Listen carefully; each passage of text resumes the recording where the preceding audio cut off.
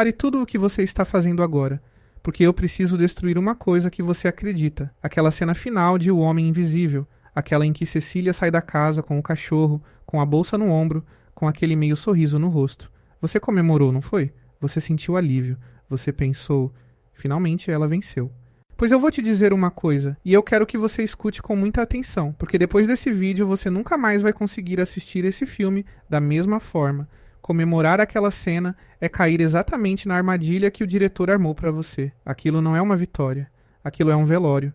A mulher que fugiu daquela mansão na primeira cena do filme, descalça, tremendo, com o coração batendo tão alto que a gente quase escuta pela tela, aquela mulher morreu. Não de uma vez. Ela morreu aos poucos, cena por cena, mentira por mentira, ao longo de 2 horas de filme. E a pessoa que sai daquela casa no final, com o passo calmo e o olhar frio, não é a Cecília. É outra coisa. É uma predadora recém-nascida, vestindo a pele de uma sobrevivente. E hoje, aqui no Dominadamente, eu vou provar pra você, com conceitos reais de psiquiatria forense e psicologia do trauma, que Adrian Griffin não perdeu. Adrian Griffin venceu. O corpo dele apodrece em algum necrotério. Mas a mente dele, a lógica dele, a frieza dele, tudo isso continua vivo, respirando, andando por aí, dentro dela. Deixa eu te levar de volta para o começo, porque para entender a tragédia do final, você precisa entender o que o Adrian realmente estava fazendo desde a primeira cena. E eu te aviso desde já, a resposta não é tortura. Tortura é o que um homem comum faria. Um homem comum, cruel, possessivo, machucaria o corpo, quebraria ossos, deixaria marcas visíveis. O Adrian Lee não deixou uma única marca visível em ninguém. E é exatamente por isso que ele é o vilão mais aterrorizante da última década. Porque o projeto dele nunca foi punir a Cecília por ter fugido. O projeto dele era um experimento de contágio psicológico. Ele não queria destruir a Cecília, ele queria reescrever a Cecília. Ele queria pegar aquela mulher empática, sensível, cheia de laços afetivos e transformá-la, peça por peça, numa cópia funcional dele mesmo. E se você acha que isso é exagero meu, que isso é teoria de internet, continua comigo, porque a psiquiatria tem nome para cada etapa do que ele fez. E quando eu terminar de encaixar as peças, você vai sentir um frio na espinha ao perceber que assistiu a um parto, o parto de um monstro, e aplaudiu no final. Vamos falar do conceito central primeiro, porque ele é a chave de tudo. Existe na literatura clínica uma discussão antiga e desconfortável sobre o que alguns pesquisadores chamam de identificação com o agressor. O termo foi cunhado lá atrás por Sándor Ferenczi, um dos primeiros psicanalistas a estudar trauma de verdade e depois desenvolvido por Anna Freud. A ideia é perturbadora na sua simplicidade. Quando uma pessoa é submetida a um terror prolongado, inescapável, do qual não existe fuga física possível, a mente dela faz uma coisa desesperada para sobreviver. Ela para de resistir ao agressor e começa a absorvê-lo, a internalizar os padrões dele, a pensar como ele pensa, primeiro como defesa. Se eu entender como ele pensa, eu consigo prever o próximo golpe. Mas depois, lentamente, aquilo deixa de ser um mapa do inimigo e vira a nova arquitetura da própria mente. A vítima não estuda mais o monstro, a vítima começa a hospedar o monstro. E o Adrian, que era um gênio, um homem que revolucionou o campo da óptica, sabia disso. Ele não estava improvisando. Cada movimento dele no segundo ato do filme segue um protocolo de incubação.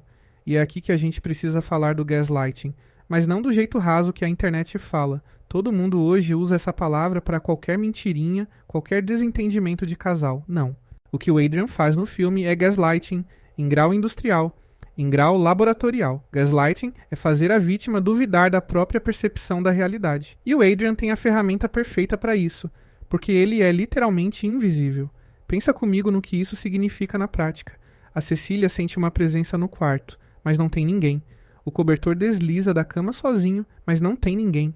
A frigideira pega fogo na cozinha, e ela estava sozinha na casa. Cada evento isolado tem uma explicação banal. Nervosismo, distração, trauma. E é essa a genialidade doentia da coisa. Ele constrói o terror dela com tijolos que, aos olhos de qualquer outra pessoa, parecem paranoia. Ele transforma a própria sanidade dela em prova contra ela. Quanto mais ela grita a verdade, mais louca ela parece. Quanto mais ela acerta, mais errada ela fica aos olhos do mundo. Isso, meu amigo, minha amiga, isso não é assédio. Isso é engenharia. Engenharia reversa de uma mente humana. Mas presta atenção no detalhe que 90% das pessoas deixa passar. O Adrian quase não ataca a Cecília diretamente no começo. Ele ataca ao redor dela. Ele ataca a rede. Pensa na sequência dos eventos. O portfólio dela some misteriosamente no dia da entrevista de emprego, atacando a independência financeira dela, a possibilidade de um futuro próprio. Depois vem o e-mail. Aquele e-mail venenoso enviado da conta dela para a irmã, Emily, dizendo coisas horríveis, coisas que a Cecília jamais diria. E a Emily acredita. A irmã dela, o porto seguro dela, a pessoa que dirigiu o carro da fuga na primeira cena, acredita que aquelas palavras saíram da Cecília e se afasta. Depois vem o tapa. Aquela cena na cozinha, quando a mão invisível estala no rosto da menina, da Sydney, e todos os olhos se viram para a Cecília. E o James, o amigo policial, o único homem decente do filme inteiro, o homem que abriu a própria casa para ela, olha para ela com medo, com desconfiança, e pega a filha e sai. Você entende o que aconteceu ali?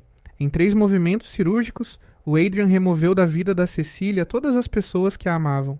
Não porque ele tinha ciúmes delas, não porque ele queria ela isolada só para machucá-la com mais facilidade. É mais profundo e mais sombrio do que isso.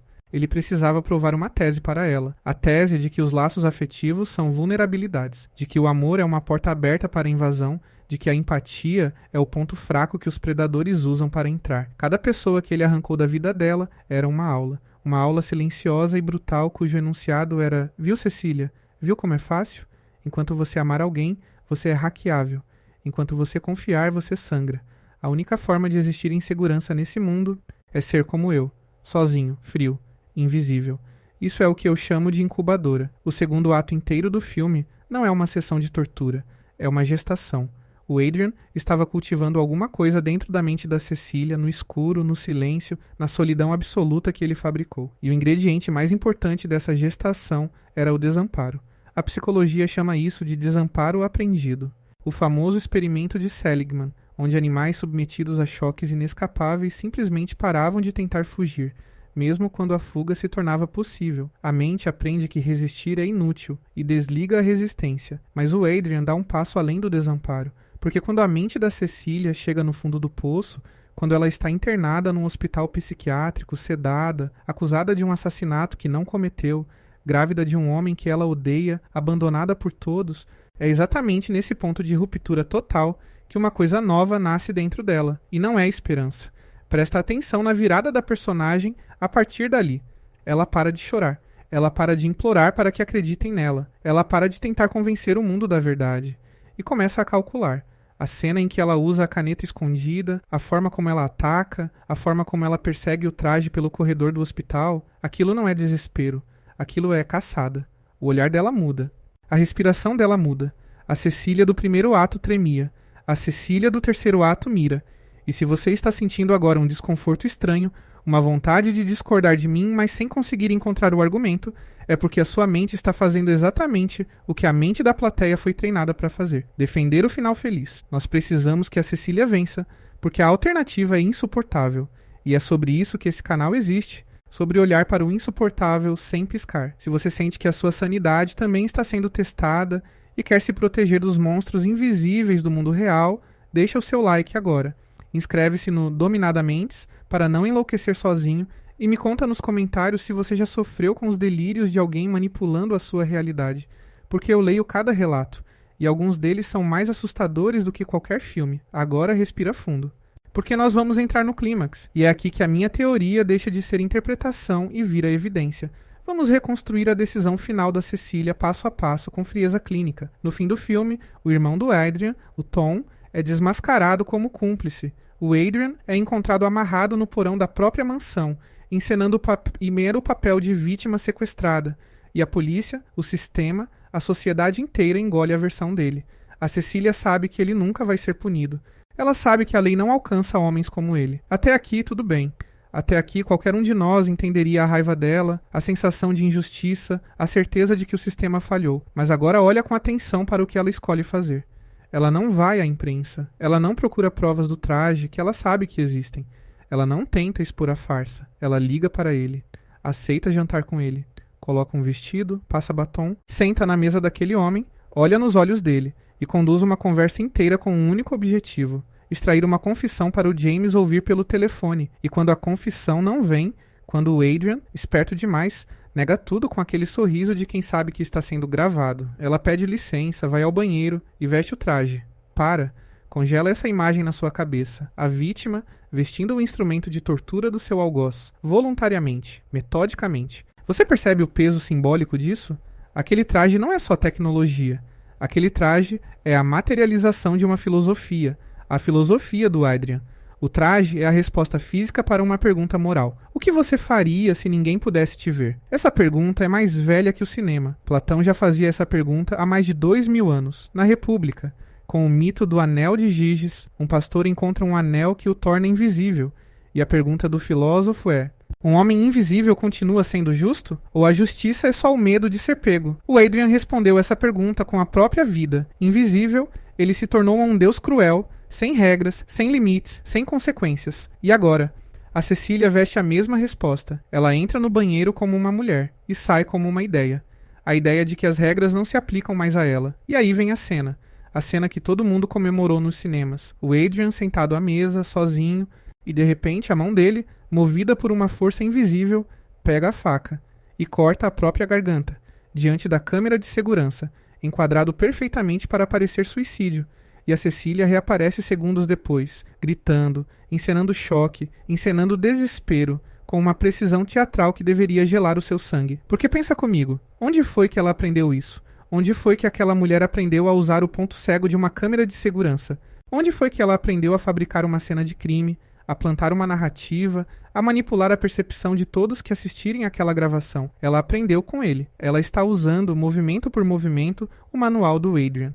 O homem que passou o filme inteiro fabricando realidades falsas para incriminá-la, morre dentro de uma realidade falsa fabricada por ela. E eu sei que isso soa como justiça poética. Eu sei que uma parte de você quer levantar e aplaudir. Mas a psiquiatria não aplaude. A psiquiatria observa e anota. E o que ela anota é o seguinte: a paciente não matou em legítima defesa. Não havia ameaça imediata naquele momento. Ela planejou. Vestiu-se para a ocasião. Executou. Encenou. E mentiu para a única pessoa que sempre esteve do lado dela. Porque tem esse detalhe. O James. O James está do lado de fora, ouvindo tudo pelo telefone. E quando a Cecília sai da casa e encontra ele, o James pergunta o que aconteceu. E olha o que ela responde. Ela olha para ele, para o amigo, o policial, o homem que representa o que sobrou de lei e decência naquela história, e diz que o Adrian se matou. E completa, com a voz limpa, com o rosto sereno. Surpreendentemente, foi assim que ele se foi. Ela mente. Para o James, na cara dele. E o James sabe. Você vê no rosto do ator que o James sabe. E escolhe não saber. E nesse pequeno pacto silencioso de cumplicidade, o filme te mostra o contágio se espalhando para além dela. Porque agora o James também carrega uma mentira. A doença do Adrian acabou de infectar mais uma alma. Vamos aprofundar isso do ponto de vista clínico, porque é aqui que mora o verdadeiro terror. Existe um debate sério na psiquiatria forense sobre até que ponto traços sociopáticos podem ser adquiridos, não herdados, não nascidos, mas construídos por trauma extremo.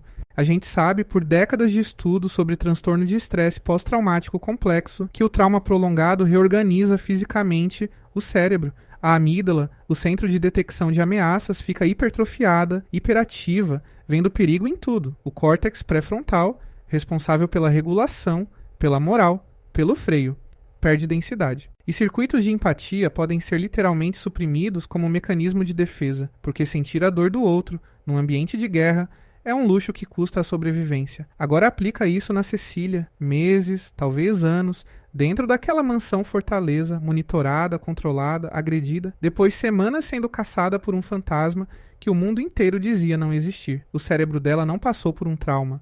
O cérebro dela passou por uma reforma. E o arquiteto da reforma tinha nome, sobrenome e um plano. Porque essa é a parte que transforma o filme de thriller em tragédia. O Adrian queria isso. Eu volto a insistir nesse ponto porque ele é o coração da teoria.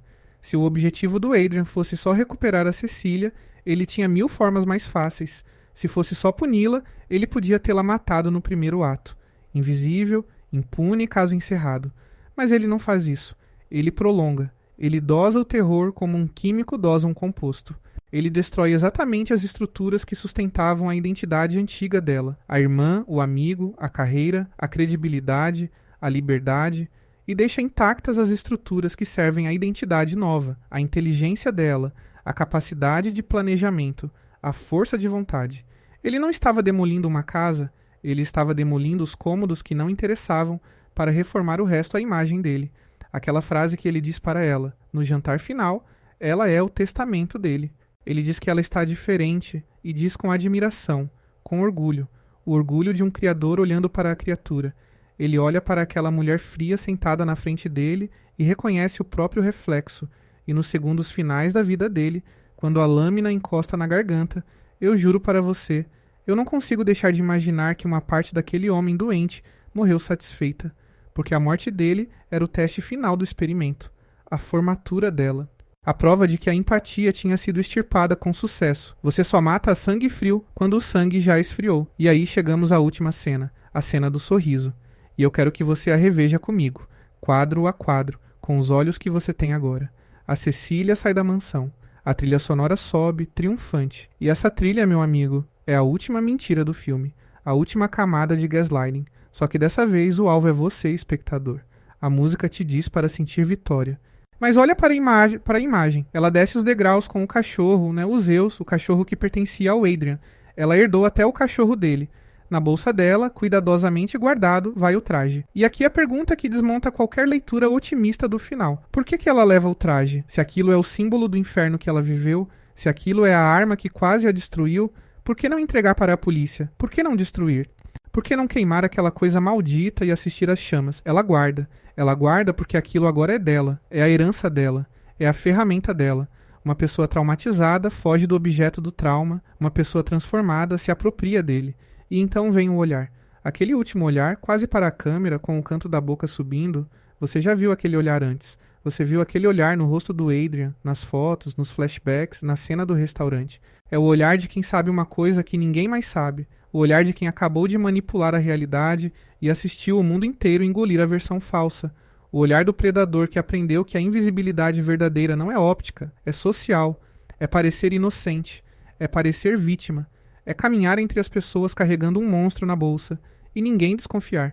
E é por isso que eu digo, com todas as letras, o Adrian Griffin não foi derrotado naquela noite, ele foi multiplicado. O corpo morreu sim, mas o Adrian nunca foi um corpo. O Adrian era um método, uma lógica, um sistema operacional de crueldade calculada. E sistemas não morrem quando o hardware falha. Sistemas morrem quando ninguém mais os executa. E a Cecília acabou de executar o sistema com perfeição, na frente de uma câmera. E saiu andando com a instalação completa dentro da bolsa e dentro da mente. O filme se chama O Homem Invisível. Mas a criatura mais invisível daquela história sai andando pela rua na última cena, com um cachorro na coleira e um sorriso no rosto, e o mundo inteiro a chama de sobrevivente. E agora deixa eu te levar para um lugar ainda mais desconfortável, porque essa história não é sobre um traje de ficção científica. Esse filme é um espelho, e o reflexo dele está em milhões de casas nesse exato momento. O contágio psicológico é real. As estatísticas de violência doméstica mostram um padrão que os profissionais da área conhecem bem. Vítimas de abuso prolongado, quando não recebem tratamento, carregam os padrões aprendidos para as relações seguintes. Às vezes como vítimas de novo, e às vezes, e essa é a parte que ninguém gosta de falar em voz alta, como agressores. O ciclo do abuso não é uma linha, é uma espiral. O pai que espanca criou o filho que espanca. A mãe que manipula criou a filha que manipula. Não sempre, não é destino, não é sentença, mas é gravidade. É uma força puxando para baixo. E resistir a ela exige uma coisa que a Cecília não teve em momento nenhum do filme: ajuda. Repara nisso. Em nenhum momento da história, alguém oferece a Cecília tratamento de verdade. O hospital psiquiátrico onde ela é internada não é um lugar de cura. É uma prisão disfarçada, controlada pelo dinheiro do Adrian. A terapia dela foi a guerra. O tratamento dela foi a caçada. E uma mente que se cura na guerra não se cura. Ela se arma. Pensa em quantas Cecílias você conhece. Pessoas que saíram de relacionamentos destrutivos e voltaram diferentes, mais duras, mais fechadas, mais frias. E a gente aplaude, não é? A gente chama isso de amadurecimento, de empoderamento. Fulana não aceita mais desaforo. Fulano agora não confia em ninguém e faz muito bem. A gente celebra a couraça sem perguntar o que morreu para que ela crescesse. Porque tem uma diferença brutal, uma diferença clínica, entre estabelecer limites e abandonar a empatia, entre se proteger e se antecipar atacando, entre nunca mais ser vítima e estar pronto para ser o algoz. A linha entre essas coisas é fina, é cinzenta, e ela é atravessada em silêncio, sem cerimônia, geralmente sem que a própria pessoa perceba. A Cecília atravessou essa linha num banheiro colocando um traje. As pessoas reais atravessam em decisões pequenas, na primeira mentira estratégica, na primeira manipulação justificada, na primeira crueldade explicada como autodefesa. E do outro lado da linha, a vista é estranha, porque do outro lado, você olha para trás e não sente culpa. sente eficiência. E tem um elemento dessa história que eu deixei de propósito para agora, porque ele é o mais perturbador de todos, a gravidez. No meio do filme, dentro do hospital psiquiátrico, a Cecília descobre que está grávida, e descobre da pior forma possível, através de um exame que ela não pediu, anunciado por estranhos, usado imediatamente como moeda de troca. Porque olha o que o Tom, o irmão advogado, faz com essa informação. Ele senta na frente dela e oferece um acordo. O Adrian quer você de volta, o Adrian quer o bebê. Coopere. E tudo isso desaparece. Você percebe o que a gravidez representa dentro do experimento? Não é amor, não é família, é âncora biológica. O Adrian sabotou os anticoncepcionais dela. Isso é dito explicitamente no filme. Ele trocava os remédios dela sem que ela soubesse, o que significa que ele plantou dentro do corpo dela uma corrente que nenhuma fuga poderia quebrar. Ela podia fugir da mansão, podia fugir do estado, podia até fugir do país, mas não podia fugir do próprio útero. Isso, na literatura sobre violência doméstica, tem nome. Chama-se coerção reprodutiva. E é uma das formas mais documentadas e menos faladas de controle. Agressores sabotam contracepção exatamente para isso, para criar um vínculo permanente, um refém interno, uma garantia de que a vítima nunca estará completamente livre. E agora pensa no que isso adiciona à cena final. A mulher que sai daquela casa sorrindo está grávida do monstro que ela acabou de degolar. O legado do Adrian não está só na mente dela e na bolsa dela, está crescendo dentro do corpo dela, célula por célula. E o filme nunca nos diz o que ela pretende fazer com isso. E esse silêncio é ensurdecedor, porque qualquer que seja a resposta, aquela criança vai crescer criada por uma mulher que aprendeu a resolver problemas vestindo um traje e cortando gargantas, ou nem vai crescer. Não existe versão dessa história em que o ciclo simplesmente termina. Existe apenas a versão em que ele se transfere para a próxima geração, como sempre se transfere. E já que a gente abriu o porão dessa história, vamos falar do Tom também, porque o irmão do Adrian é a prova viva, dentro do próprio filme, de que a minha teoria funciona. Quem é o Tom? É o irmão mais novo, o advogado, o capacho, um homem adulto, formado, rico, que obedece ao Adrian como um cão espancado obedece ao dono. Em determinado momento, ele até desabafa com a Cecília. Ele diz que sabe como é, que o Adrian fazia com ele também, que ele conhece o controle por dentro. O Tom é a primeira cobaia do experimento, é o rascunho. É o que acontece quando os métodos do Adrian funcionam pela metade, a vítima que absorve a lógica do agressor, mas sem absorver a força dele. O Tom aprendeu a mentir, a manipular, a fabricar cenas de crime. Ele veste o traje, ele ataca uma casa com uma adolescente dentro, mas ele faz tudo isso a serviço do irmão, como extensão do irmão, sem vontade própria. Ele é o contágio incompleto. E agora compara o Tom com a Cecília do final. Ela absorveu o método e a autonomia. Ela não serve a ninguém. Ela é a versão finalizada daquilo que o Tom só conseguiu ser em rascunho. O Adrian passou a vida tentando criar cópias de si mesmo, falhou com o irmão e, tragicamente, gloriosamente, obscenamente, acertou com a esposa. O filme te dá o antes e o depois do experimento na mesma tela, e ninguém repara. E o filme sabe disso. Eu preciso dar esse crédito ao Leigh Whannell, o diretor, porque nada do que eu falei aqui é acidente de percurso. A câmera dele conta essa história sombria o tempo inteiro por baixo da história empoderadora. Repara como o filme filma espaços vazios, aqueles enquadramentos longos de cantos de quarto, corredores, cadeiras desocupadas, ensinando o seu olho a procurar ameaça onde não há nada. O filme faz com você, espectador, uma versão leve do que o Adrian faz com a Cecília, te deixa paranoico, te ensina a desconfiar do vazio. 2 horas de filme e você sai do cinema olhando para os cantos da sua própria casa. Isso é contágio, funcionando em você, em tempo real. E na última cena, quando a Cecília caminha em direção à câmera, o enquadramento dela é idêntico a enquadramentos usados para o Adrian no início, a linguagem visual do predador, transferida para ela. O diretor te contou a verdade o filme inteiro, nas entrelinhas, nos enquadramentos, na gramática da imagem, e apostou que você ia preferir a mentira da trilha sonora. E ele ganhou a aposta. O mundo inteiro saiu do cinema comemorando. Então vamos encarar a pergunta final. A pergunta que esse filme sussurra e ninguém quer responder. O que acontece com a Cecília depois dos créditos? Pensa nela daqui a 1 ano. Ela tem um traje de invisibilidade militar na bolsa e a certeza, testada e comprovada, de que consegue matar sem consequências. Ela tem uma fortuna. Porque sim, ela herdou o dinheiro do Adrian antes da morte dele, $5 milhões. Outro detalhe que todo mundo esquece, o dinheiro do monstro financiando a vida nova da criatura. Ela tem um segredo que a une ao James num pacto de silêncio. E ela tem, gravada no fundo do cérebro reformado dela, Uma lição que o Adrian passou 2 atos inteiros ensinando quando o sistema falhar com você, e ele vai falhar. Vista o traje. Qual é a chance dessa mulher nunca mais abrir aquela bolsa? Na primeira injustiça grave, no primeiro homem que a ameaçar, no primeiro obstáculo que a lei não resolver, a bolsa está ali, o traje está ali, e o precedente moral já foi aberto. O primeiro assassinato é uma fronteira, o segundo é um caminho, e é essa a da tragédia absoluta que o filme esconde debaixo do final feliz. O Adrian Griffin queria viver para sempre, e conseguiu. Não em carne, em padrão, em método, em legado. Ele olhou para a mulher mais empática da vida dele e disse: eu vou fazer de você a prova de que a empatia é uma fraqueza. E cumpriu. Cada like naquele final, cada aplauso naquela cena, cada pessoa que saiu do cinema dizendo que ela venceu. É o experimento dele dando certo de novo, plateia por plateia, ano após ano. Porque o contágio não parou na Cecília. Seu contágio chegou em você. Você torceu para o assassinato. Você sorriu com o sorriso dela. Por 2 segundos na poltrona do cinema, você também vestiu o traje e gostou.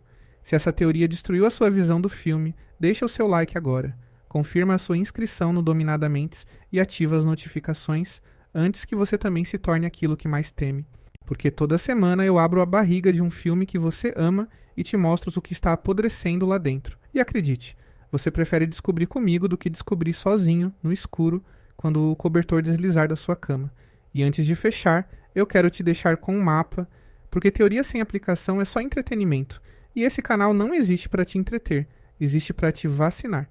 Se essa história te tocou em algum lugar fundo, se você reconheceu pedaços dela na sua própria vida ou na vida de alguém que você ama, presta atenção nos sinais do contágio real. O primeiro sinal é o isolamento progressivo, quando as pessoas que te amam começam a desaparecer da sua vida uma a uma e cada desaparecimento parece ter uma explicação razoável, uma briga boba, um mal-entendido, um e-mail estranho. Desconfie da coreografia. Acidentes não fazem fila. O segundo sinal é a dúvida crônica da própria percepção. Quando você começa a precisar de validação externa para acreditar no que os seus próprios olhos viram, quando você pede desculpas por coisas que não lembra de ter feito, quando a frase "isso é coisa da sua cabeça" vira trilha sonora da sua vida. Você não está ficando louco, você está sendo editado. E o terceiro sinal, o mais silencioso e o mais grave, é quando você percebe que está ficando parecido com quem te machuca. Quando você se pega usando as táticas dele, o silêncio punitivo dela, a frieza calculada, e uma voz dentro de você sussurra que é só autodefesa, que você aprendeu com o melhor, que agora ninguém mais te pega desprevenido. Essa voz é o traje sendo oferecido, e a diferença entre você e a Cecília é que você ainda pode recusar. Ainda dá tempo de procurar ajuda de verdade, terapia de verdade, gente de verdade, porque a mente que se cura acompanhada volta inteira, e a mente que se cura sozinha na guerra volta armada. Fica agora com essa última imagem, a Cecília caminhando na noite, o passo leve, o cachorro do morto na coleira, o traje do morto na bolsa, o dinheiro do morto na conta, o sorriso do morto no rosto. Diz para mim, com sinceridade, quem exatamente sobreviveu àquele filme, porque eu olho para aquela cena e não vejo uma mulher livre, eu vejo um velório em movimento, e vejo um homem invisível, mais invisível do que nunca, andando pela rua dentro de outra pele, rindo de todos nós. A Cecília Cass morreu na mansão. O que saiu pela porta foi a obra-prima do Adrian. E a parte mais assustadora de tudo é que ela nem sabe. Ela acha que venceu, assim como você achava até hoje.